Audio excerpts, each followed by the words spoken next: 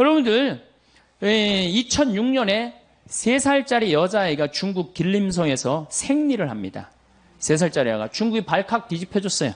3살짜리가 어떻게 생리를 하느냐? 발칵 뒤집혀져갖고 이 추적을 해봤어요. 요즘 중국 쓰촨성 그 지진 때문에 우리가 중국을 새롭게 많이 보죠. 중국은 어떻게 애 하나에 엄마, 아버지, 외할머니, 외할아버지, 친할머니, 친할아버지 애 하나에 몇 명이 매달려 있어? 6명이 매달려 있는 거예요. 그러니까 얘한테 너무너무 잘해주는 거야. 그러니까 그냥 좋은 거, 맛있는 거, 뭐 이런 거, 치킨, 고기, 1살, 2살, 3살 때 막 먹인 거야. 근데 여러분들 모든 고기에는 육질을 부드럽게 하기 위해서 합성 에스트로겐제가 들어가요. 그러니까 그런 고기를 계속 먹으니까 몸 안에 어떻게 돼? 에스트로겐제가 과다 축적이 된 거예요. 그러니까 3살 때 생리를 하는 거예요.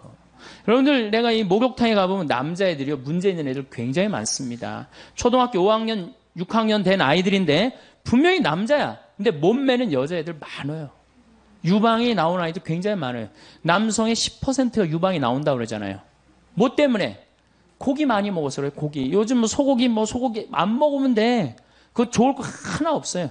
고기 많이 먹고 또 성기 외소증이 있는 아이들도 굉장히 많아요. 성기 외소증. 이게 다 뭐 때문에 그래요? 환경 호르몬 때문에 그래요. 내분비계 교란 물질 때문에 그래요. 이 내분비계 교란 물질이 이게 멀리 있는 게 아닙니다. 지구상에는 약 10만 종의 화학 물질이 있어요. 인간이 만들어낸 10만 종의 화학 물질이 있는데 그중에 우리가 지금 생활 안에 쓰는 게 4만 종이야. 4만 종. 그러면 그 화학 물질이 뭐가 있겠어요? 자, 우선 이 강의실 안을 우선 봅시다. 여기 이 지붕 천정에 있는 이 텍스 이거 화학 물질이에요, 화학 물질 아니에요? 화학 물질이죠. 여러분들 샴푸할 때 파마할 때 쓰는 약 화학 물질이에요, 화학 물질 아니에요? 화학 물질이에요. 그 미용실에서 근무하는 분들이 불임률이 다른 사람들보다 2배가 높습니다. 화학 물질 속에서 살기 때문에 그래요. 여러분들 책상 지금 여기 이게 MDF라는 건데 이거 뒤집어 씌우고 이 코팅하고 이거 화학물질이 화학 물질 아니에요? 화학물질이죠. 이 바닥에 있는 타일 이거 화학물질이 화학물질 아니에요? 화학물질이에요. 여러분들이 입고 있는 합성수지 화학물질이 화학물질 아니에요? 화학물질이에요. 그러니까 인간한테 둘러싸여 있는 거 화학물질 아닌 게 없어요. 특히 이 문에 페인트야말로 독성 화학물질입니다. 그래서 여러분들 새집 증후군 같은 거 나 그거 걸린 분들 봤는데 굉장히 심각해요. 온갖 그냥 VOC라고 휘발성 유기 화합물 이게 좀 말이 갑자기 어려워지죠. VOC라고 휘발성 유기 화합물이 있는데 쉽게 알 수 있는 게 뭐냐면 여름에 이 휘발유 자동차의 휘발유로 아지랑이 막 올라가는 거 있죠. 굉장히 독한 물질이에요. 그게 발암 물질이거든요. 근데 난 아르바이트 한다고 애들이 인라인 스케이트 타고 젊은 애들이 왔다 갔다 하는 거 굉장히 좀 걱정돼요. 그 화학 물질 덩어리 속에 애가 돌아다니는 거예요. 그런 아이들의 내분비가 교란이 온다는 거예요. 또 여러분들 뭐가 화학 물질이 또 있어요? 여러분들이 쓰는 합성세제 굉장히 독한 물질입니다. 합성세제, 주방세제, 샴푸 특별히 샴푸 같은 경우는 남자의 정자, 머리도 함몰시키고 꼬리도 녹인다는 거 아니에요. 그러니까 우리 생활 안에 이 건물도 화학물질 덩어리고 우리가 쓰는 세제도 화학물질 덩어리고 제가 지구온난화, 오존층 파괴에 이어서 이 지금 정자수가 제일 많이 줄어드는 나라가 일본, 우리나라, 프랑스예요. 왜? 일회용품을 제일 많이 쓰는 나라가 일본, 우리나라, 프랑스예요. 일회용품에 많은 문제가 있어요. 일회용 컵라면, 일회용 랩으로 씌워진 거. 하여튼 일회용품 좋아하는 건 문제가 있어요. 더욱이 내가 참 우리나라 사람들 참 대단하다는 생각 정말 많이 하는 게 어떻게 알루미늄 호일로 우리는 너무 좋아해요. 알루미늄 호일. 그게 알루미늄이야. 알루미늄은 중금속입니다. 중금속. 그런데 삼겹살 구워 먹을 때 어떻게 해? 알루미늄 깔고 거기다가 지글지글 끓여서 눌러붙으면 그거 떼어서 먹잖아요. 이 보통 용기가 아니에요. 무슨 김밥을 싸도 뭘로 싸? 알루미늄을 싸고, 샌드위치를 싸도 알루미늄으로 싸고. 얼마 전에도 보도에 나왔죠. 알루미늄 문제가 많다고. 근데 우리는 그냥 아무 생각 없이 하는 거예요. 여러분들 유럽에 가면 빵 가게에 알루미늄으로 싸주는 빵집이 어디 있어요? 전부 다 종이로 싸주죠. 근데 우리는 이런 것도 알루미늄 탁 말아갖고 무슨 알루미늄 이렇게 하면 무슨 심리가 있어서 그런지 그렇게 알루미늄 많이 써요. 하여튼 중금속에 관계된 물질은 멀리 하면 할수록 좋은 거예요. 여러분들. 오늘도 황창현 신부님의 말씀을 통해 행복한 노후를 위한 해안을 얻어가시길 바랍니다. 황창현 신부님의 행복 특강 바로 시작하겠습니다. 오늘은 환경 호르몬이라는 주제로 여러분들하고 이야기를 하고 싶습니다. 사실은 지구온난화도 우리 교회하고 연관이 굉장히 많고 오존층 파괴도 우리 이 교회하고 연관이 많지만 정말로 교회하고 연관이 많은 건 이게 바로 환경 호르몬이에요. 환경 호르몬. 환경 호르몬은 내분비계 교란 물질이라고 이야기를 합니다. 이걸 일본에서 환경 호르몬이라는 명칭을 넣었는데 정확한 명칭은 내분비계 교란 물질이에요. 그럼 내분비계가 뭐냐? 내분비계가 여자가 있고 남자가 있어요. 여자는 뭐가 흐르죠? 몸에 에스트로겐, 여성 호르몬이 흐르죠? 남자는 뭐가 흘러요? 테스토스테론이 흐릅니다. 그런데 이제 여자가 이제 이 사춘기가 되면은 이제 이 에스트로겐이 굉장히 많이 분비가 돼. 사춘기가 되면은. 그러니까 이 사춘기 때 이 여학생들을 보면은 동글동글해요. 얼굴도 동글하고 손도 동글하고 가슴도 동글하고 엉덩이도 동글동글해지고 진짜 이쁠 때예요. 이게 바로 누구 덕분이냐? 에스트로겐 덕분이에요. 그런데 요 사춘기 때 남자애들은 보면 뭐든지 각이 지기 시작합니다. 근육이 뿔뚝뿔뚝 생겨요. 조그만 팔굽혀펴기에도 팔뚝에 근육이 생기고 이거는 뭐 때문에 그러냐면 테스토스테론 때문이에요. 남성 호르몬 때문에 그래요. 그러니까 이 근육질이고 뿔뚝뿔뚝한 애가 둥글고 부들부들한 애 보면 마음이 뛸 것 같아, 안 뛸 것 같아? 가슴이. 당연히 뛰죠. 안 뛰면 이게 비정상이에요. 만약에 여러분들 자녀가 지금 15, 16 있는데 나는 엄마, 난 여자를 봐도 가슴이 안 뛰어. 얘는 문제가 굉장히 많은 애. 생리적으로 문제가 있는 애예요. 또 여자애도 이 근육질이 있는 아이를 보고 가슴이 안 뛴다. 얘도 문제가 있는 아이예요. 내가 이렇게 중학교 이렇게 강의를 가면은 중학교 환경 강의를 많이 가거든요. 강의를 가서 물어봐요. 여자애들 보고 가슴 뛰는 애들 그럼 손 들어오라 그러면은 손 한 10명밖에 안 들어. 한 반에서 한 40명 정도 되는 애들이. 나머지는 창피해서 안 드는 거지. 그러면은 내가 물어봐요. 그러면은 가슴 안 뛰는 놈들은 남자 보면 가슴 뛰느냐? 그러면은 막 지적을 해요. 제가 제 보면 가슴 뛴다고. 이게 뭐예요? 게이야, 게이. 여러분들 게이가 달래 게이가 되는 게 아니에요. 1970년도에 합성 여성 에스트로겐제가 나와요. 1970년대. 이게 이름이 뭐냐면 DES라는 거예요. DES. 이때 이게 하느님이 내린 선물이라고 그랬어요. 근데 이 합성 에스트로겐을 막 임신 때 굉장히 많이 먹었어. 엄마들이. 근데 얘네들 중에 태어난 애들이 문제가 엄청나게 많은 거예요. 특별히 충격적인 보고가 나오는데 이 엄마가 임신할 때 이 합성 에스트로겐제를 먹은 엄마 자궁 안에 남자 아이였다면 얘가 태어나갖고 그 중에 지금 얘네들이 이제 35, 40 된 애들이죠. 그 중에 4분의 1이 게이가 됩니다. 그러니까 얘는 껍데기는 남자인데 안에는 뭐가 흐르는 거예요? 여성 호르몬이 흐르는 거. 과다로 여성 호르몬이 흐르는 거예요. 그러니까 여러분들 우리가 막 게이를 막 윤리적으로 몰아세울 문제가 아니고 이거는 정말 신체적인 문제로 우리가 바라볼 줄도 알아야 돼요. 그러니까 얘는 이게 둥글둥글한 걸 보고 가슴이 뛰어야 되는데 몸 안에 에스트로겐이 흐르는데 같은 에스트로겐이 흐르는 여자가 눈에 들어오겠어요?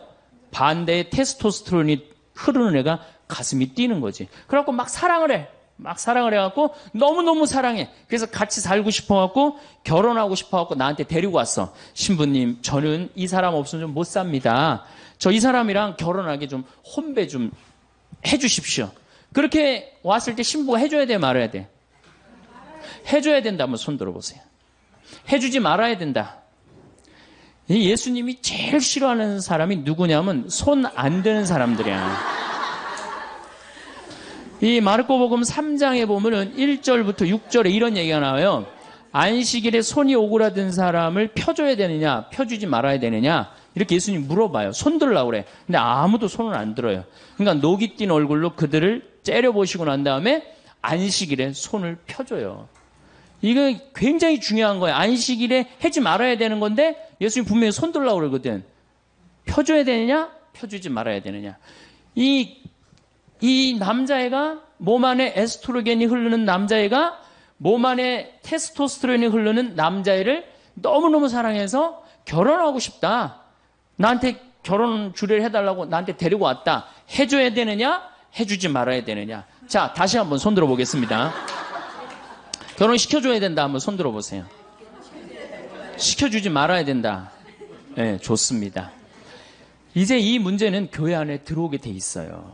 이 문제는 이게 교회가 바깥에서 밀어낼 문제가 아니에요, 이제는. 여러분들, 미국은 매사세체주가 법으로 이 남자와 남자의 결혼을 정식적으로 인정을 해줍니다. 그래서 모든 권리를 부여해요. 근데 얼마 전에 캘리포니아에서 역시 법으로 보장을 해줍니다. 교회는 어떻게 할 거야? 단죄할 거야? 단죄하지 말아야 될 거야? 단죄하지 말아야 돼요? 단죄해야 돼요? 이게 이제 교회가 겪는 갈등이에요. 환경의 문제가 이제 결국은 이렇게 부닥치는 거예요. 그동안 환경운동을 막 할 때 교회는 뭐라 그랬어? 그건 운동가들이 하는 거다. 운동가들이 하는 거다. 그렇게 한켠으로 밀어냈는데 이제는 운동가들이 하는 문제가 아니야. 교회의 실질적인 문제로 다가옵니다. 실질적인. 특히 DDT, 농약.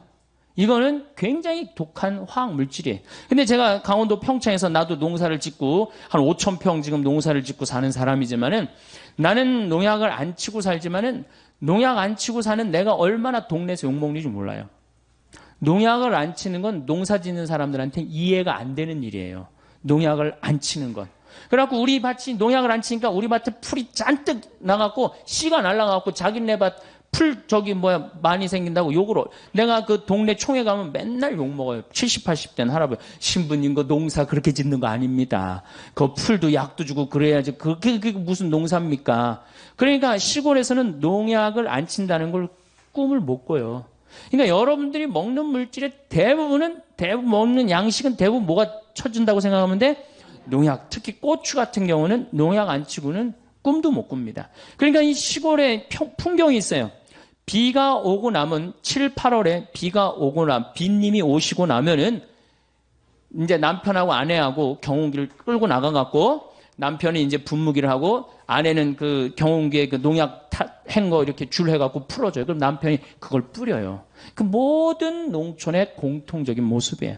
그걸 가지고 우리가 먹는 거예요. 그 농약에 묻어있는 물질도 바로 내분비계 교란 물질이라는 거예요. 이런 거에 그리고 스티로폼, 비닐, 그 다음 아이들 요새 여러분들 텔레비에 가끔 나오죠. 장난감, 플라스틱에 환경 호르몬 물질이 많다. 그러니까 이 GM에서 1928년에 이 스티로폼을 발명을 해요. 그럴 때 뭐라고 그랬어? 신이 내린 선물이라고 그랬어요. 그런데 불과 50년이 지난 지금에는 다이옥신을 유발하는 가장 독성 물질이 되어 있어요. 그러니까 전기 절연체, 이 특별히 뭐 이런 거 전기 이것도 굉장히 독성이 강한 거예요. 이런 거. 그러니까 이런 거에 둘러싸여 있는 인간의 내분비가 교란이 안 일어날 수가 없다는 거예요. 어느 정도로 성전환이 일어나느냐면은 이 독수리들이 이 DDT에 이제 오염된 이런 뭐 조그만 물고기 뭐 이런 것들을 먹다가 이제 성전환이 일어납니다. 그러니까 암컷 위에 수컷이 올라타야 되는데 수컷 위에 암컷이 올라타는 거예요. 성전환 역할이 일어나는 거예요. 미국의 아포프카 호수에는 악어들이 사는데 유명한 거예요. 95%의 악어가 멸종이 돼버립니다. 조사를 해보니까 성기가 그 수컷 성기가 아예 없어져 버린 거예요. 조그만 거예요. 결합을 할 수가 없는 거예요. 그 원인을 다 찾아보니까 DDT에서 다 농약에서 찾는 거예요. 농약에서. 그래서 이런 거에 오염된 사람들한테 어떤 이제 문제가 오느냐면 남자의 1940년도에 태어난 남자는 정자가 1cc당 몇 마리가 있느냐면 1억 4천만 마리가 나와요. 1cc당 엄청나게 나오죠. 남자가 한 번 사정을 하면 한 5억 마리 정도 나와요. 그중에 1cc당 1억 4천만 마리. 굉장히 많은 거죠. 그중에 하나만 딱 난자하고 결합하면 생명이 되는 거잖아요. 근데 1970년도에 태어난 아이들 지금 30대 아이들은 일시시당 7,200만 마리로 줄어듭니다. 7천, 반으로 딱 줄어들어요. 근데 1980년도에 태어난 아이들은 일시시당 3,200만 마리로 줄어들어요. 3천만 마리 이하부터는 무정자증이에요. 무정자증. 무정자증 많이 들어보셨죠? 내가 혼배 이렇게 해주고 본당 신부로 있을 때 혼배 해주고 제일 관심 있는 게 뭐야? 애가 있느냐 없느냐예요. 내가 환경운동하는 신부니까.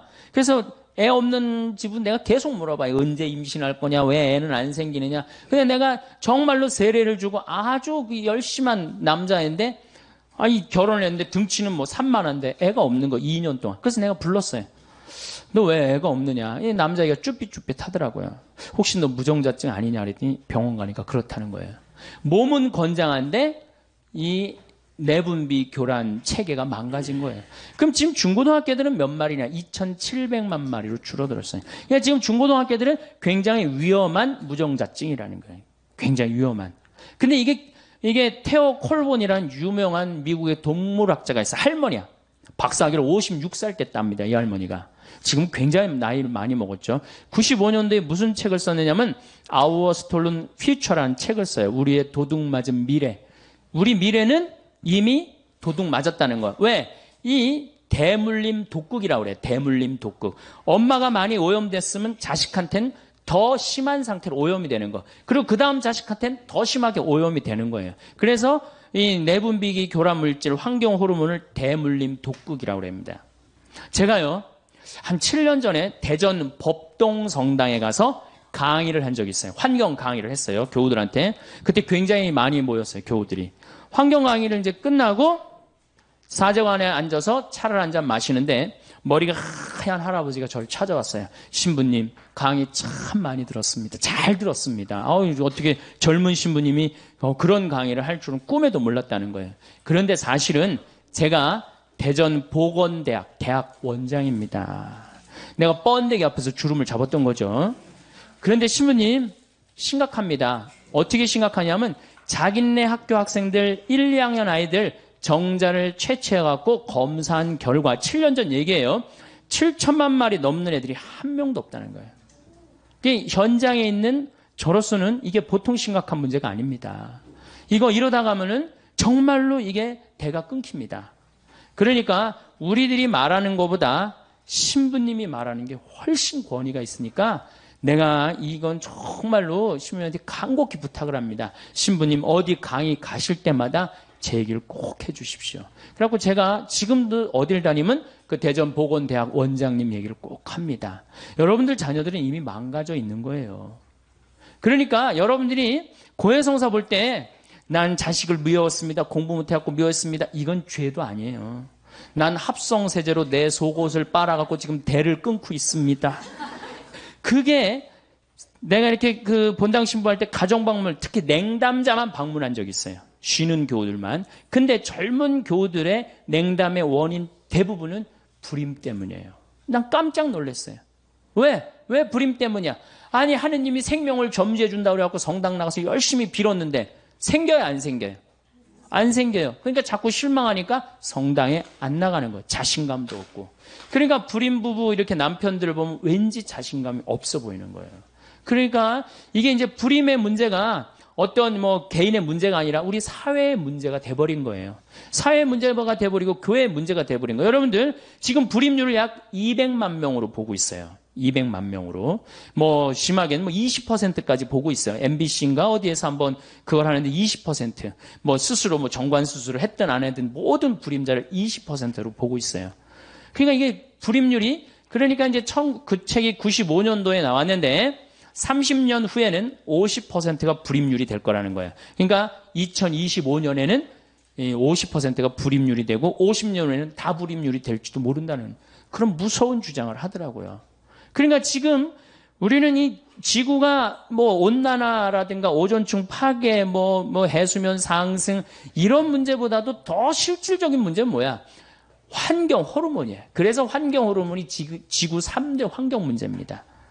뭐 여러분들 막 그 수없이 막 사이클론 뭐 이런 얘기 굉장히 많이 듣죠? 근데 모든 학자들이 가장 심각한 3대 환경 문제는 지구온난화, 오존층 파괴, 환경 호르몬이야. 우리 환경 호르몬은 이게 우리 교회하고 직접 연관이 있는 겁니다. 이제 이렇게 자꾸 불임자가 생기니까 이제 어떤 문제가 생기느냐 하면은 난자를 매매합니다. 우리나라 여대생들이 난자를 팔아요, 일본에. 내가 만드는 하늘샘 비누, 그거 많이 쓰라는 거야. 그래서 비누를 만든 거야. 거기에 계면 활성제가 들어있지 않기 때문에. 그래서 쓰라는 거예요. 뭐 그냥 괜히 비누 팔아 먹기 위해서 그러는 게 아니고 우리 생활에, 제가 암 걸린 사람들이 우리 환경센터에 연락을 많이 합니다. 그 비누 써는. 왜? 의사 선생님이 화학 물질이 들어가 있는 펜틸페놀, 비스케놀, 이 노닐페놀이 안 들어간 합성 세제를 쓰라는 거예요. 그러니까 자연적인 방법, 기름으로 만드는 거, 콩기름으로 만드는 거, 돼지기름으로 만드는 거, 그걸로 써야 되거든요. 합성으로 된 건 쓰면 안 되거든요. 어쨌든 이 난자 매매를 하는 거예요. 한 난자 하나에 얼마? 400만 원에서 500만 원 파는 거예요. 그러니까 난자 4개만 팔면은 어때요? 한 2천만 원 생기면 학비도 생기고 생활비도 생기고 그렇잖아요. 그럼 난자 여러분들 어때요? 난자 몇 개 맨날 없어지는 거 그거 팔아갖고 누이 좋고 매부 좋고 다 좋은 거 아니에요? 그래갖고 파는 거야. 근데 여기는 엄청난 함정이 들어있어요.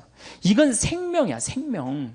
생명이기 때문에 자기 필요에 의해서 팔았다. 좋아. 근데 결혼을 했는데 내가 애를 놓고 보니까 이게 기가 막힌 거야. 너무너무 사랑스러운 거야. 막 너무 이뻐갖고 발가락도 깨물어 보고 그냥 손가락도 빨아보고 너무너무 사랑스러운데 내가 5년 전에 판 그 난자의 그 주인공은 어느 하늘 아래서 살까? 이 생각하면 그때부터 미치기 시작하는 거예요. 그때부터. 걔는 또 실질적으로 자기 엄마가 육체적인 엄마가 누군지도 모르고 자라는 불행이 생기잖아요. 이게 난자 하나를 500만 원, 600만 원에 파는 문제가 아니에요.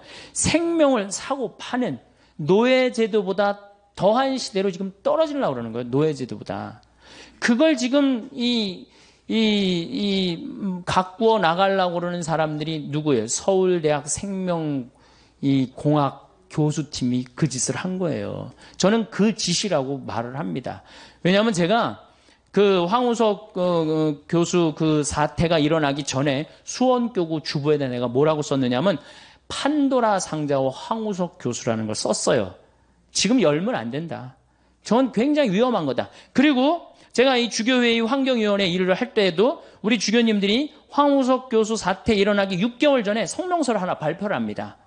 지금 우리나라에서 자행되고 있는 생명공학, 그러니까 이 체세포 복제, 이거는 윤리적인 검증이 있고 난 다음에 해야 된다. 그럴 때 네티즌의 96%가 뭐라고 그랬느냐? 늙은 주교들 천주교나 잘 관리하라고 그러고 생맹 공격을 했어요. 근데 우리나라 사람들이 다 눈이 멀었어. 왜? 이 황우석 교수가 우리나라를 먹여 살린다고 청와대고 그냥 노무현이고 그냥 다 그러지 않았어요, 여러분들? 특히 언론도 특별히 더 그랬죠. 막 황우석이 신이 돼버렸어. 살아있는데 교과서까지 실리고 막 난리도 아니고 제 눈에는 생쇼를 하더라고요. 다른 나라는요. 그게 얼마나 조심스럽게 접근을 하고 있는데요. 굉장히 위험한 거거든요. 생명의 문제이기 때문에 우리 인간 질서가 무너질 수 있는 거거든요. 생명의 문제이기 때문에. 그래갖고 이제 이 체세포 복제를 이제 한번 해갖고 이제 무슨 골수도 만들어내고 뭐도 만들어내고 뭐도 만들어내면 누워있는 사람 일어난다고 나도 황우석 교수 그 강의 테이프 들었는데 아주 살살살살 높게 강의를 해요. 그러니까 이 착한 여자들이 착한 건지 멍청한 건지 잘 모르겠지만은 이 착한 여자들이 내 난자 이거 기증해갖고 정말로 불체 환자로 고칠 수 있다면 내가 이거 기증하리라. 그리고 기증한 게 2,000개가 넘어, 2,000개가. 세계에서도 그런 유례가 없어요. 2,000개를. 그것도 돈도 안 받고. 근데 여러분들 난자 크기가 얼마네요? 0.14mm야. 참. 0.14mm면은 테레비에 막 난자할 때 얼마만큼 나와요? 테레비에. 막 테레비 화면 꽉 차게 나오죠? 그래갖고 무슨 결함만 한 줄 아는 사람도 굉장히 많더라고, 난자. 0.14mm면요. 요만큼도 안 되는 거예요. 저만큼도 안 되는 걸 적출을 할 때 어떻게 하겠어? 주사기로 빼내거든요. 자궁 안에 넣어서. 그럼 한 번 딱 빼낼 수 있는 기술 가지고 있는 사람이 얼마나 있을 것 같아요? 없습니다. 자궁 안이 해지는 거예요. 해지는 거. 그런데 그런 그 여성들이 그 이제 자기 그 얘기를 쭉 황우석 교수 이제 그게 이제 다 거짓말이다 이런 게 하고 난 다음에 여성들이 얘기를 했는데 한 번도 그런 설명을 들은 적이 없다는 거예요. 내 자궁이 어떻게 망가지고 한 번에 10개씩 적출하고 그럴 때 내 생체 리듬이 어떻게 바뀌고 그래서 우울증에 걸린 여자가 굉장히 많은 거예요. 치료도 받고 저기 산부인과 가갖고 이 아내 치료도 받고 그러니까 우리나라 여자가 문제가 아니라 우리나라 사회가 문제죠. 1년에 300억 달러 번대니까 다 눈 감아버린 거예요. 주교님들이 그래도 바른 소리 한 번 했는데 늙은 주교들은 천주교나 잘 다스리라고 네티즌이 한다고 다 옳은 건 아니거든요. 우리 교회가 지금 해야 될 일이 분명합니다. 지금 생명의 질서를 유지하는 거, 이거는 우리가 꼭 해야 되는 거예요. 그래서 그 여인 중에 하나가 신문에 기고를 했어요. 도대체 내 그 많은 난자를 어디다 어떻게 쓴 거냐. 막상 그 난자들이 전부 사라졌다고 생각하니까 이제야 생명의 귀중함을 알 것 같다. 그리고 다 발견이 되고 난 다음부터 그 다음에 뭐라 그래? 이제 생명윤리를 다시 합시다. 정말로 창피한 일이죠. 정말로 창피한 거예요. 이건 대통령부터 저 언론 무슨 교수들 국민들 다 창피한 일을 우리가 한 거예요. 생명의 질서를 우리가 역행하는 거. 뭐하고 팔아먹겠다는 거야? 돈하고 팔아먹겠다는 거예요. 그러니까 이 생명의 질서가 잘 유지되도록 이제 교회는 역할을 해야 되는 겁니다. 그래서 교회가 저는 운동이라는 단어 싫어해요. 이거는 제가 이제 다음 시간에 얘기하겠지만은 이제는 여러분들 지금까지는 데모크러시 시대야. 데모크러시. 데모가 뭐냐면은 이게 사람들이야, 사람들. 군중들. 크러시는 뭐냐면 지배하는 거야. 그러니까 군중이 지배하는 시대야. 군중이 지배하는. 그러니까 다 민주주의 아니야, 이게 민주주의. 그래서 데모를 하지 않는 민주주의는 민주주의가 아니에요. 당연히 이게 데모 아니야, 데모. 근데 이제는 무슨 시대로 넘어가요? 바이오크러시. 에코크러시 시대로 넘어가는 거예요. 에코크러시. 그러니까 환경, 생태주의로 넘어가는 거예요, 이제는. 민주주의도 이제 끝을 이제 고하고 있어요, 민주주의도. 이제 인간이 살아나려면 새로운 사상이, 새로운 체제가 이제 생겨야 되는데 그게 뭐야? 바로 에코크러시, 바이오크러시 시대로 넘어가고 있어요. 근데 교회가 아직도 거기에 대한 준비가 돼 있지 않다. 그러면은 이 교회는 이제 심각한 문제를 이제 직면하게 될 겁니다. 자, 이제 앞으로는 우리 세계가 어떻게 돼갈 거냐? 앞으로 인간이 세 종류가 나옵니다. 오리지널 인간, 우리같이 오리지널 인간. 이렇게 엄마 아빠가 이렇게 정상적으로 만나갖고 정상적으로 이렇게 한 오리지널 인간. 그 다음에 DNA 조작 인간. 그 다음에 사이버 인간이 나와요.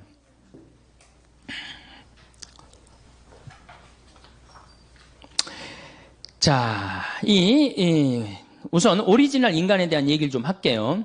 이 오리지널 인간들은 앞으로 살아가기가 굉장히 힘들어요. 왜 살아가기 힘드냐면은 공기 오염됐죠? 먹을거리 오염됐죠?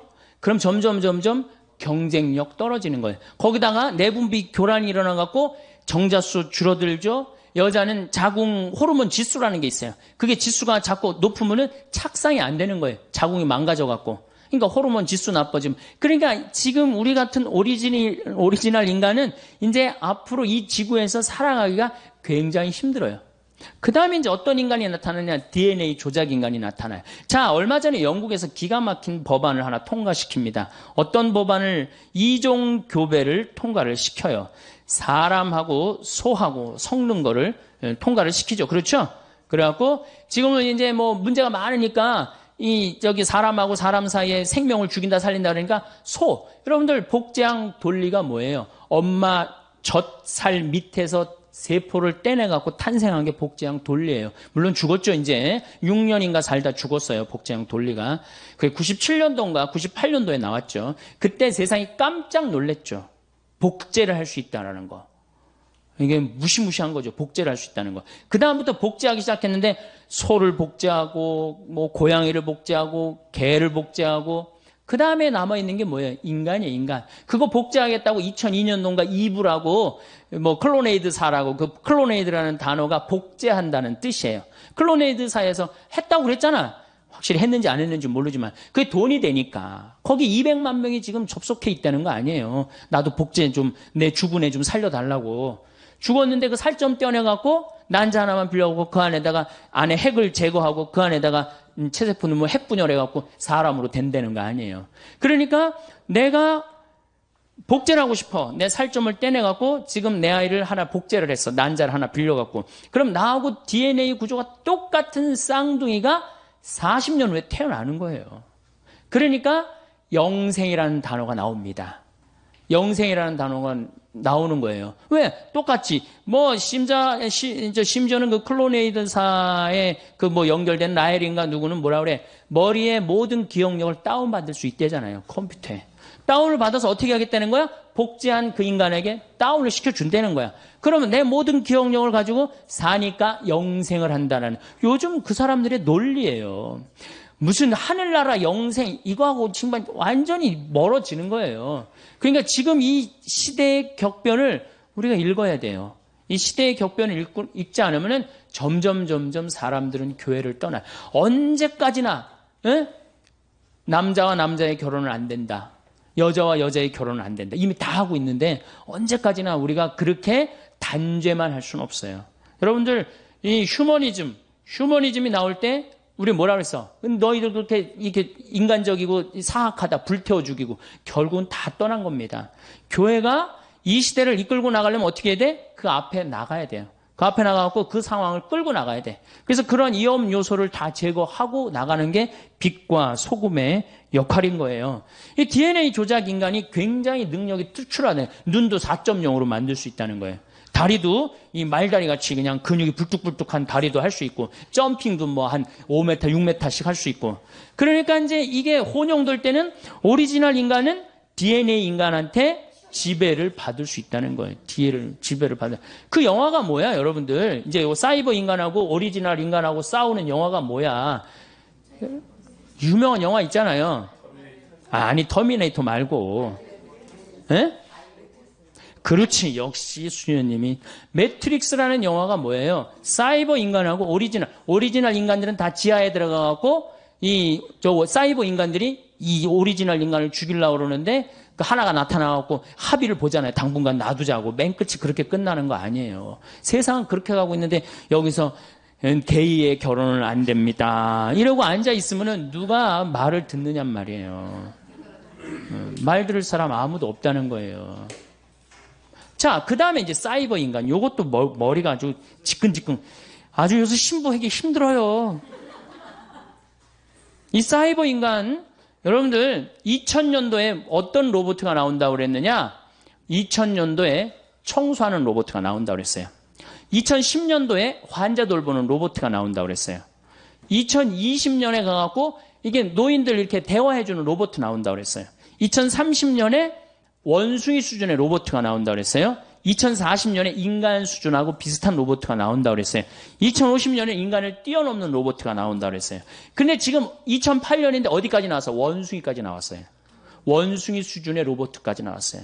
그 대표적인 로봇가 아시모. 소니사의 아시모 아시죠? 키 요만한 애가 얼마 전에는 자선 음악회 G도 나와서 했어요. G도. 걔 월급도 받아요. 월급도. 뭐 상징적이겠지만은 로봇의 여러분들 지금 우리가 로봇가 시키는 대로 지금 많이 하고 살아요. 신호등 빨간불 서라 그럼 우리는 딱 쓰는 거예요. 파란불 가라 그럼 가고. 예? 우리가 지금 로봇에 의해서 우리 자신도 모르게 굉장히 많이 움직이고 있어요. 우리 자신도 모르게. 근데 이 사이버 로봇 2030년에는 어떤 로봇가 나오느냐? 이제 캄보디아에 가갖고 굳이 여자 안 데리고 와도 돼요. 부인을 만들 수 있다는 거예요. 부인을. 예. 부인 로봇. 잠자리도 같이 해줄 수 있는 로봇 정도 수준이 나온다는 거예요. 이거 어떻게 할 거야? 그런데도 천주교가 계속 그럴 거야? 계속?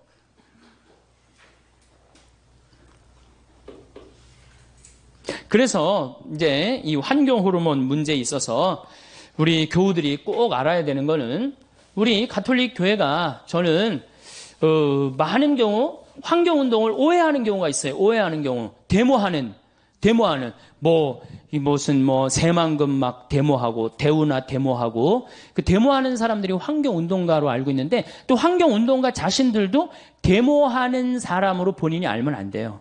이제는 그래서 난 환경주의 시대야 이제. 이건 운동의 차원을 넘어섰어요. 이제 환경주의로 넘어가고 있어요. 환경주의로 넘어가면서 이제 우리의 관심은 이제 바뀌어야 돼. 교회의 관심도 바뀌어야 되고 우리의 삶의 관점도 바꿔야 돼요. 여러분들 사회복음화 이제 학교 지금 다니시는 거죠? 사회복음화라는 게 뭡니까? 사회복음화라는 게 사회 전체가 예수님이 정해놓은 생명의 질서에 따라 살면서 그 자연의 순리에 순응하면서 살아갈 수 있도록 우리가 그 사회를 변화시키는 게 사회복음화예요. 그래서 이제 지역적인 문제로 우리가 환경운동을 해서는 안 된다. 그래서 특별히 이게 이제 여성들이 이제 큰 문제죠. 왜 여성들이 문제예요? 생명을 다루는 주인공이 누구예요? 바로 여성입니다. 여성들이 자기 자신의 역할을, 그래서 이제는 에코 페미니즘 시대라고 그러잖아요. 그래서 이제 이렇게 연결이 됩니다. 에코 페미니즘은 뭐냐? 이제는 여성주의로 넘어왔어요. 여성주의로 넘어오고 거기 앞에 무슨 단어가 하나 붙여져? 에코자가 붙어져. 생태 여성주의. 이제 여자가 에코크러쉬 시대의 주인공이 돼야 된다는 거야. 생태주의 시대. 그래서 95년 세계 북경 여성 대회에서 주님의 기도를 어떻게 외웠어요? 하늘에 계신 우리 아버지의 이름이 거룩히 빛나시며, 그렇게 안 합니다. 하늘에 계신 우리 어머니 이름이 거룩히 빛나시며 어머니의 나라가 오시며 어머니의 뜻이 하늘에서와 같이 땅에서도 이루어지소서. 왜? 여러분들 남자가 지배하는 세상에서는 하느님이 남성으로 불릴 수 있죠. 근데 하느님이 누가 남성이래? 하느님이 남성이에요? 하느님이 성이 있어요, 없어요? 하느님 무슨 성이 없어요? 우리 인간 편에서 하느님을 아버지라고 부르는 거지 실질적으로는 하느님은 성이 없으신 분이에요. 근데 남자들이 세상을 지배했으니까 하느님을 남자 입장에서 생각하고 표현해서 뭐라 그래? 하늘에 계신 우리 아버지라고 그랬대요. 그런데 실질적으로 하느님은 아버지의 성보다는 어머니의 성이 훨씬 가깝다는 거예요. 생명을 창조해내고 만물을 길러내고, 이거 다 남자가 애 놓는데 해는 일 뭐 있어요? 씨 뿌리는 일밖에 더 해요? 그리고 모든 그건 다 누가 해요? 여성이 다 합니다. 그만큼 여성은 생명에 있어서 풍요롭다는 거예요. 그러니까 하늘에 계신 우리 어머니, 이제 여성이 이제 세상을 지배해야 된다는 거예요. 그래야지 이제 제대로 돌아간다는 거예요. 그래야지 제대로 돌아가야 된다는 거예요. 자, 보십시오. 자, 여성이 세상을 지배해야 되는데, 그래서 이제 여성이 굉장히 앞으로 나가는데, 천주교는 여성이 앞으로 나갑니까? 안 나갑니까? 나가고 싶어도 나갈 길이 없잖아. 모든 결정권을 누가 갖고 있어요? 주교님들이 갖고 있잖아요. 주교님이 남자예요, 여자예요?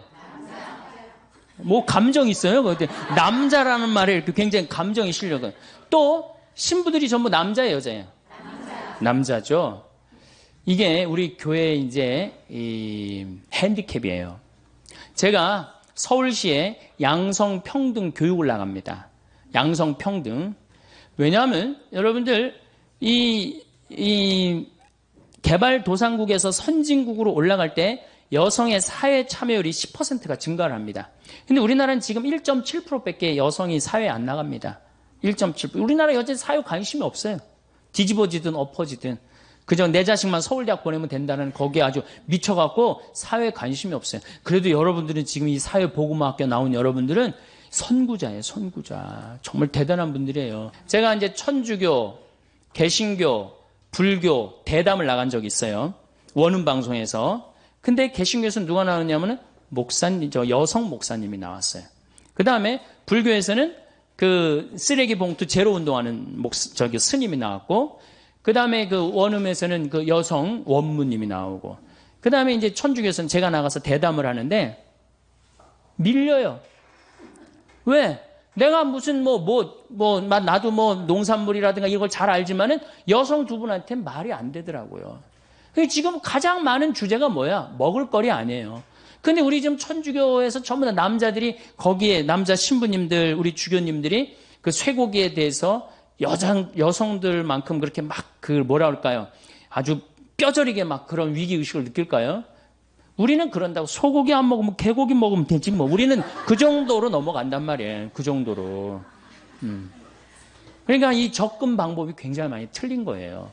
그래서 여성들이 한국 천주교뿐만 아니라 세계 교회에서 여성들이 깨어나지 않으면 천주교는 계속 추락하게 돼 있어요. 계속. 벌써 명예 자리를 하나 넘겨줬죠? 이슬람교가 우리보다 인구가 많아졌어요. 믿는 종교가. 이슬람도 독특한 종교지만은 어쨌든 가톨릭이 자꾸 떨어져요. 이 떨어지는 이유가 한쪽 날개로 날아가기 때문이에요. 남자 날개로만 날아가기 때문이에요. 남자 날개로. 그래서 이제 양쪽 날개로 날아가는 시대가 온 거예요. 시대는 그렇게 변하고 있어요. 시대는 환경의 시대로 넘어가고 있어요. 환경의 시대. 그래서 이제는 교황님이 뭐라고 그러셨어요? 이제는 모든 이 지구에 사는 한 사람 한 사람이 환경을 걱정하고 환경을 개선하기 위해서 노력해야 된다. 교황님도 이제 간파를 하신 거예요. 올해 이 신년적인 천주의 성모 마친 마리아 평화의 날 교황님 담화 한번 보세요. 가족, 환경, 지구 공동체 이거에 대한 문제를 언급을 하세요. 지금 성당 지을 때가 아니야 지금.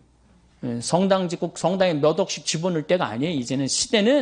이제는 여러분들 건물에서 이제는 이게 눈에 안 보이는 문화 공간으로 지금 넘어가고 있어요. 사이버 공간으로 넘어가고 있어요. 그러니까 이런 공간에 우리 천주교가 이제는 바뀌어야 되는데 거기에 가장 자극적인 게 뭐냐? 바로 환경 호르몬 문제라는 거예요. 내분비계 교란 물질. 이 내분비계 교란 물질에서 이 사이버 인간이 이제 다 단종이 됐어. 오리지널 인간이 단종이 됐어. 오리지널 인간이 단종이 됐다 한들 하느님이 안 계십니까? 여러분들 45억 년 전에 지구가 탄생했을 때 하느님 계셨어요? 안 계셨어요? 계셨죠? 그때 우리 인간이 있었어요? 없었어요? 우리는 아무것도 아니에요. 공룡이 막 활개칠 때 우리 인간이 있었어요? 없었어요? 우리 지금 없어진다 하더라도 DNA 조작 인간이 인간의 뒤를 잇는다. 어떨 것 같아요? 우리 인간은 억울할 수 있지만은 이걸 진화라고 표현합니다. 인간의 의지에서 DNA 조작 인간이 진화하는 거예요.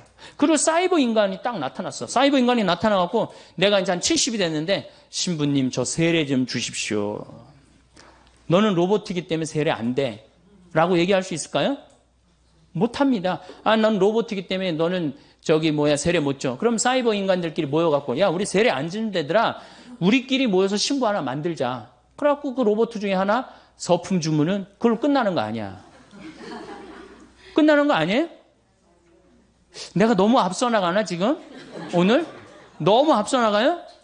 근데 이미 그런 상태로 접어들고 있어요. 교회는 지금 아직도 뜨리덴틴 공의에 1520년도에 한 뜨리덴틴 공의에 머물러 있으면 안 됩니다. 그리고 역사적으로 교회가 제가 다음 시간에 얘기하겠지만은 교회가 항상 끌고 나갔지 끌려다니면서부터는 교회를 떠났어요. 끌려다니면서부터는. 우리가 끌고 나가야 돼. 그러니까 환경 문제. 저는 이제 요것만 하고 이제 오늘 이제 요 시간은 잠깐 제가 마칠 건데 여러분들 1980년대 제일 믿고 싶은 종교 천주교였어요. 근데 지금은 3등으로 떨어졌어요. 제일 믿고 싶은 종교 어디로 바뀌었어요? 불교로 바뀌었어요. 왜? 80년대부터 불교는 내가 그때부터 불교에 굉장히 관심이 많았는데 그때부터 환경 문제를 불교 조계종 거기에 아예 담당하는 스님이 계셨어요. 그럼 아주 정책적으로 그 조계종 거기 안에서 이 책도 정책적으로 출간을 다 했어요. 그러니까 제대로 잡은 거지. 시대의 흐름을 제대로 잡으니까 사람들이 어디로 나가요? 불교로 가는 거예요. 천주교는 다 지금 건물 짓다가 망할 거예요. 천주교 성당 짓다 망할 거예요. 지금 대형 건물로 가면 망하게 돼 있어요. 대형 건물로. 근데 이제 우리 천주교가 이제 대형 건물로 가다가 요즘 줄어드니까 누가 대형 건물로 가? 개신교가 대형 건물로 가고 있어. 내 눈엔 보여요. 이게 이제 천주교가 좀 쪼그라졌는데 이제 개신교가 완전히 망가지게 생겼구나. 그런 생각이 들어요. 사실은 예수님이 46년 동안 지은 성전을 3일 만에 짓겠다고 그래. 허물라고 그러고. 그게 무슨 살아있는 건물이에요. 뭐 몇십억 되는 건물이에요. 살아있는 사람이에요. 사람이 성전이거든. 그러니까 우리 여기 사회복음화 학교 학생들은 이제 내가 바로 성전이다. 세상에 나가갖고 우리가 세상의 빛과 소금이 돼야 되겠다. 그런 생각을 하시고, 다음 시간은 그럼 교회가 왜 황교운동을 해야 되느냐? 그 얘기를 하도록 하겠습니다. 감사합니다.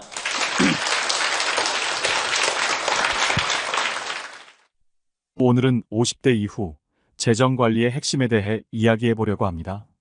50대 이후에는 재정적 안정과 노후 준비를 위해 돈을 잘 관리해야 합니다.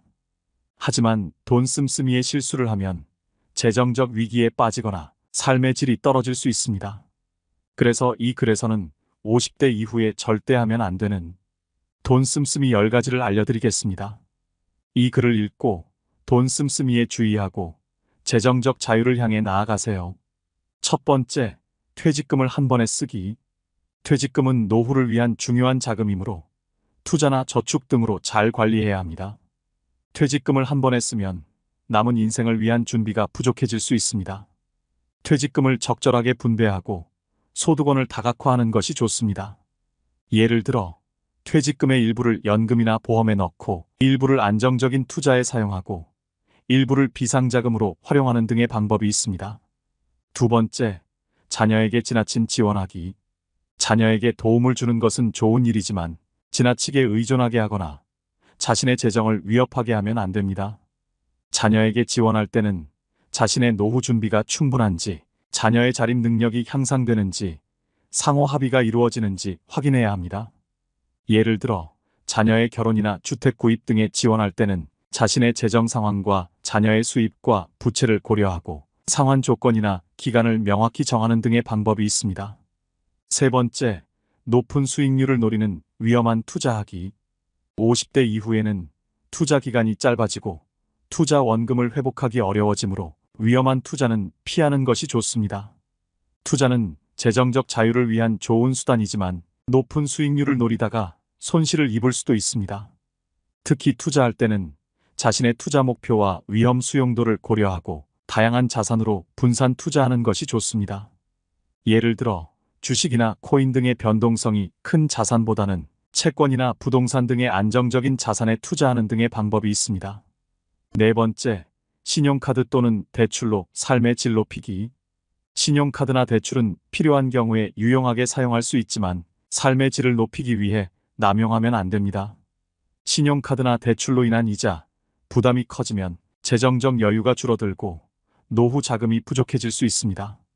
신용카드나 대출을 이용할 때는 반드시 상환 계획을 세우고 소득의 30% 이내로 제한하는 것이 좋습니다. 예를 들어 신용카드는 할부나 청구 할인 등의 혜택을 이용하고 대출은 금리가 낮고 상환 기간이 짧은 것을 선택하는 등의 방법이 있습니다. 다섯 번째, 건강관리를 소홀히 하기. 건강관리를 소홀히 하면 질병이나 부상으로 인한 치료비가 증가하고 일상생활이나 여가활동에 제약이 생길 수 있습니다. 건강은 재산보다 소중한 것이므로 50대 이후에는 건강관리에 더욱 신경을 써야 합니다. 건강관리를 위해서는 규칙적인 운동과 건강한 식습관을 유지하고 정기적인 건강검진을 받는 것이 좋습니다. 예를 들어 심혈관이나 관절 등의 건강을 위해 유산소 운동을 하고 고지방이나 고칼로리 음식을 피하고 암이나 당뇨 등의 질병을 조기에 발견하기 위해 건강검진을 받는 등의 방법이 있습니다. 여섯 번째, 절약만 하고 즐거움을 포기하기.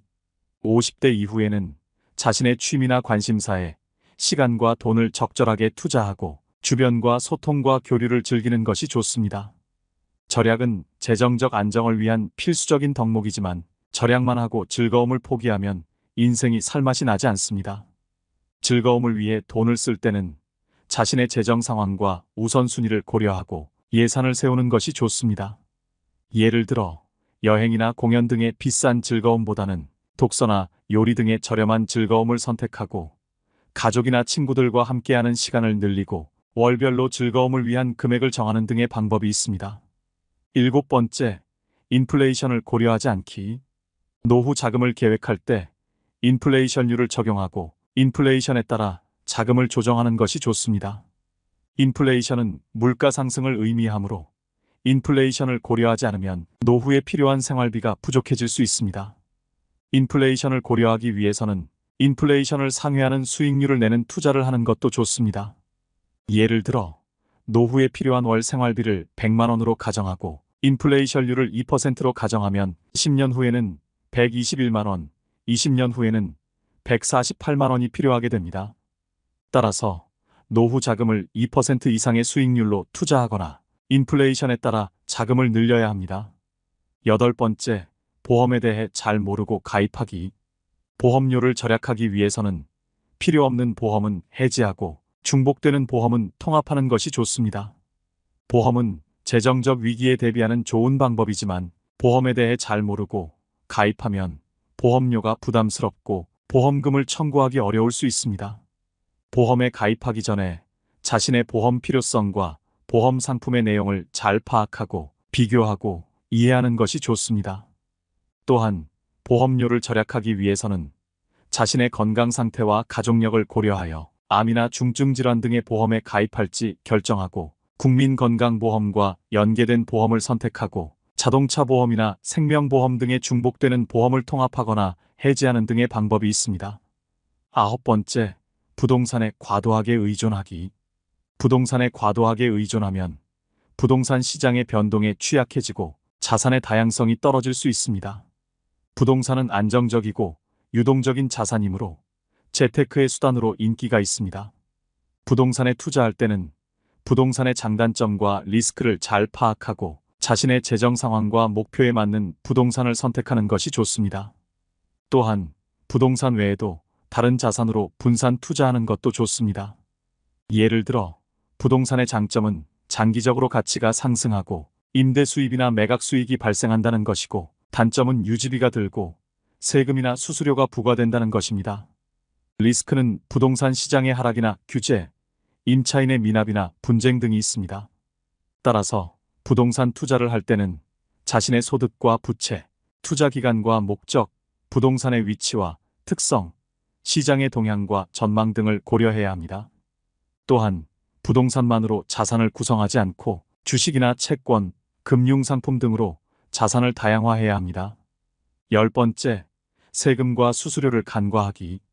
세금과 수수료를 간과하면 실질적인 수익이 줄어들고 재정적 부담이 커질 수 있습니다.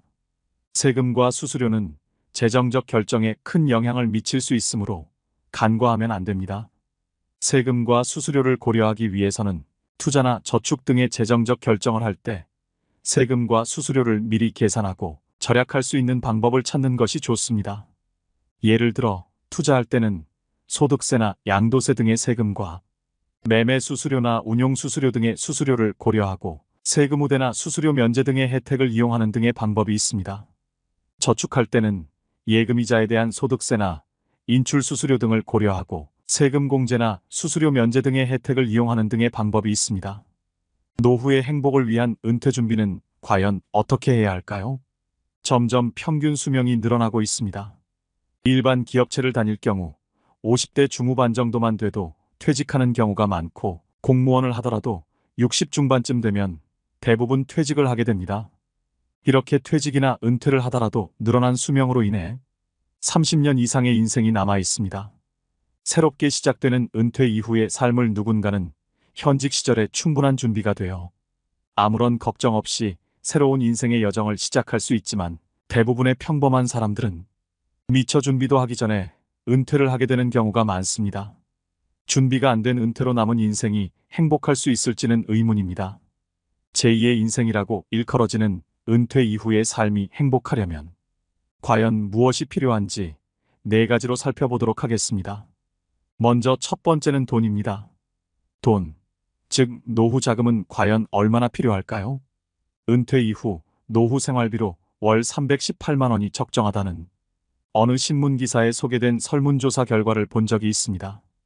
이 금액을 기준으로 계산해 본다면 남은 30년 이상의 인생 동안 총 11억 이상의 금액이 필요로 하게 된다는 소리입니다. 이렇게 많은 금액을 노후 자금으로 준비해 둔 사람이 과연 얼마나 있을지 의문이 듭니다. 설문조사상 평균적인 금액이지만 사람들 개개인의 씀씀이에 따라 충분히 자신만의 필요 금액이 있을 것입니다. 그래서 현재 자신의 자산이 과연 얼마나 있는지 계산을 해보는 것이 필요합니다. 거주하는 집의 시세, 보유하고 있는 현금, 예금과 적금, 주식, 채권 등의 금융자산과 부채 현황, 그리고 각종 연금들을 확인하여 구체적으로 계산해서 파악해야 합니다. 그 다음은 월별 수입과 지출 현황을 기록하면서 구체적인 지출 항목과 금액을 파악하여 매월 필요로 하는 생활비가 얼마가 되는지 정확히 파악하여 노후에 필요한 생활비를 예측할 수 있어야 합니다. 두 번째는 일입니다. 일을 해야 합니다. 현재 많은 사람들이 은퇴 이후에 창업이나 재취업을 통해서 꾸준히 경제활동을 이어가고자 합니다. 경제적인 면을 충당하기 위한 목적이 될 수 있고 지속적인 사회의 일원으로 활동하면서 사회적 소속감을 유지하며 인생의 활력을 불어넣을 수도 있습니다. 재취업을 하기 위해서는 과거의 경력과 지위에 대한 상응하는 임금과 대우를 기대하지 말고 눈높이를 낮추고 적극적으로 구직활동을 해야 합니다.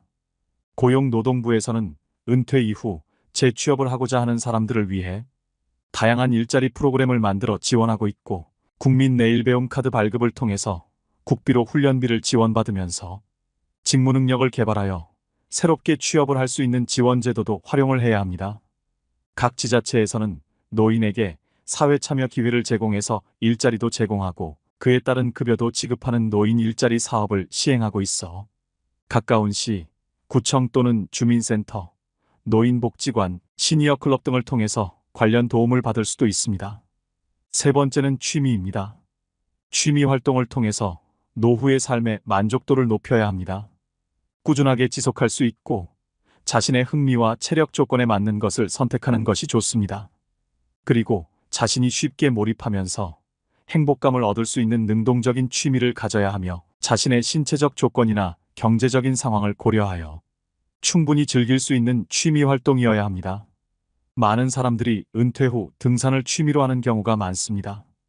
다른 것에 비해 장비에 큰 투자도 필요하지 않고 우리나라는 대부분 산으로 둘러싸여 있기에 접근성도 좋기 때문입니다. 활동량을 늘릴 수 있는 좋은 취미이지만 관절에 무리가 된다면 조심해야 됩니다. 그렇다면 관절에 크게 무리가 없고 도움되는 운동은 수영을 추천합니다. 수영은 대표적인 유산소 운동으로 전신 운동이 가능하고 심폐기능의 강화에 좋아 노년층이 큰 부상이나 부하 없이 즐길 수 있는 적합한 운동입니다. 운동 이외의 취미 활동으로 치매 예방도 가능한 그림 그리기, 악기 배우기, 노래 부르기, 그리고 외국어 배우기 등 정서적인 안락감과 편안함을 줄 수 있는 취미거리가 다양합니다. 또한 혼자서 즐기는 것보다는 같은 취미나 관심사를 가진 사람들이 모여서 함께 어울리는 동호회에 가입하여 소속감을 느끼며 취미 활동을 한다면 인간관계를 넓혀줄 수 있고 포기 없이 지속적으로 취미 활동을 이어갈 수 있는 장점이 있습니다. 네 번째는 관계입니다. 관계란 사람들 속에 어울려 다른 사람의 생각과 감정을 이해하고 좋은 기운을 서로 주고받는 것을 말합니다. 혼자서 고립된 인간관계에서 생활을 한다면 수명이 단축된다는 이야기도 있습니다. 따라서 좋은 인간관계를 유지하여 건강하고 오래 살 수 있도록 해야 합니다. 가족과 친구 그리고 다른 사람들과 조화로운 관계는 삶의 질을 높여주고 행복감을 줍니다. 반대의 경우로 원만한 관계를 유지하지 못하거나 갈등이 있는 관계라면 건강에도 해롭고 의지할 곳도 없어져서 기억력도 감퇴되고 우울증을 걸릴 확률이 높아진다고 합니다. 노인들의 인구수가 증가하고 세대의 변화로 인해 젊은 층과 노인층과의 불협화음이 사회적 문제로 대두되기도 합니다. 젊은 사람들과 소통을 위해서는 본인 기준으로 이야기하지 말고 권위적이지 않는 자세로 서로의 세대 차이를 인정하고 존중할 수 있어야 합니다. 사람들과의 좋은 관계를 유지하기 위해서는 알고 있는 것도 경청할 수 있어야 하고 상대방을 인정하고 존중하고 있다고 호응해 주는 것이 좋습니다. 쓸데없는 말을 해서 실없는 사람이 되지 말고 입을 무겁게 하여 말실수를 줄여야 합니다. 그리고 항상 먼저 웃어주어 반겨주는 사람이 되는 것이 좋습니다. 어떠한 만남도 소중하고 감사한 마음을 가지고 상대방을 존중해야 합니다.